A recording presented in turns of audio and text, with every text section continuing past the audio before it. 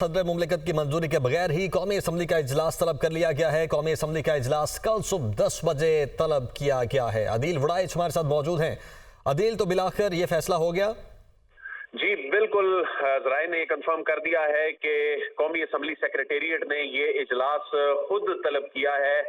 सदर की जानिब से समरी की ताहाल मंजूरी नहीं दी गई और अब नोटिफिकेशन जारी कर दिया गया है, जिसके मुताबिक कल सुबह 10 बजे कौमी असम्बली का इजलास पार्लियामेंट हाउस में होगा, जिसमें अरकान असम्बली, नो मुंतखब अरकान असम्बली जो हैं वो हल्फ लेंगे। ये मामला जो कि गुज़िश्ता कई रोज से हवा का शिकार था, बिल आखिर इंतजार के बाद और बिल्कुल 11th आवर पे जब कोई ऑप्शन नहीं बचा और कल हर सूरत आइन के आर्टिकल 91 के तहत ये इजलास बुलाना था और ये इजलास बुलाने में सदर ने चूंकि पहले इनकार कर दिया, फिर समरी वापस भिजवा दी, उसके बाद नई समरी पीर को भिजवाई गई। उस समरी का भी 48 घंटे से ज्यादा वक्त गुजर जाने के बावजूद मंजूरी नहीं दी गई। तो ज़राए ने कंफर्म कर दिया है कि कौमी असम्बली का इजलास कल सुबह 10 बजे पार्लियामेंट हाउस तलब कर लिया गया है, जिसमें अरकान अपने ओहदों का हल्फ लेंगे। एक ऐसी सिचुएशन जिसमें जब कौमी असम्बली के ज़राए ने हमें यह बताया कि यही कोशिश की गई कि एंड तक के सदर मुमलिकत की जानिब से ये मंजूरी दी जाए और ऐसी प्रेसिडेंट ना बनाई जाए, लेकिन इस वक्त मजबूरी बन चुकी थी एक आईनी। अदील, साथ ये भी बताइएगा कि नोटिफिकेशन क्या जारी हो चुका है और अगर जारी हो चुका है तो किसकी जानिब से हुआ? जी, ये असम्बली सेक्रेटरी की जानिब से नोटिफिकेशन जारी हुआ है और ये नोटिफिकेशन जो है बता रहा है कि कौमी असम्बली का जो इजलास है ये कल सुबह कौमी असम्बली सेक्रेटेरिएट ने तलब किया है। और आमतौर पे जो नोटिफिकेशन जारी होता है उसमें ये कहा जाता है कि प्रेसिडेंट ने ये इजलास बुलाया है, लेकिन इस वक्त सिचुएशन ऐसी थी कि इसमें एक रोज भी आगे नहीं जाया जा सकता था और अरकान जो इस वक्त इस्लामाबाद में मौजूद हैं अपना हल्फ लेने के लिए, तमाम जो पार्लिमानी जमातें हैं उनके अरकान पहुंच चुके,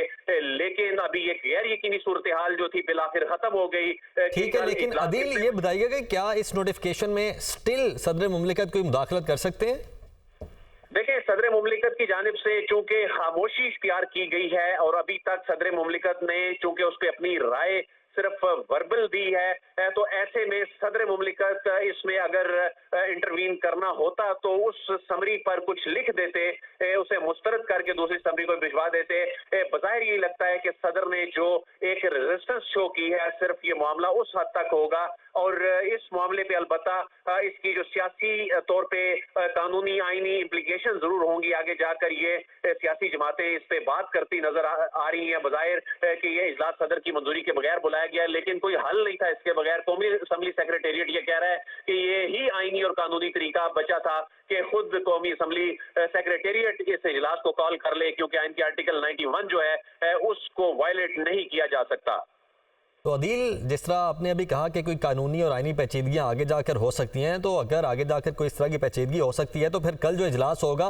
उस पर सवालिया निशान उठ जाएगा, ओथ टेकिंग होगी, उसके बाद स्पीकर, डेप्यूटी स्पीकर और जो सारा प्रोसेस है आगे, इवन वज़ीर आज़म का इंतखाब होगा, उस सब पे क्वेश्चन मार्क होगा फिर तो। देखिए, ये एक ऐसा अनप्रेसिडेंटेड मामला होने जा रहा है जिसमें मजबूरी की हालत में असम्बली सेक्रेटेरिएट ने ये डिसीजन लिया है। इससे पहले इसकी नजीर नहीं मिलती,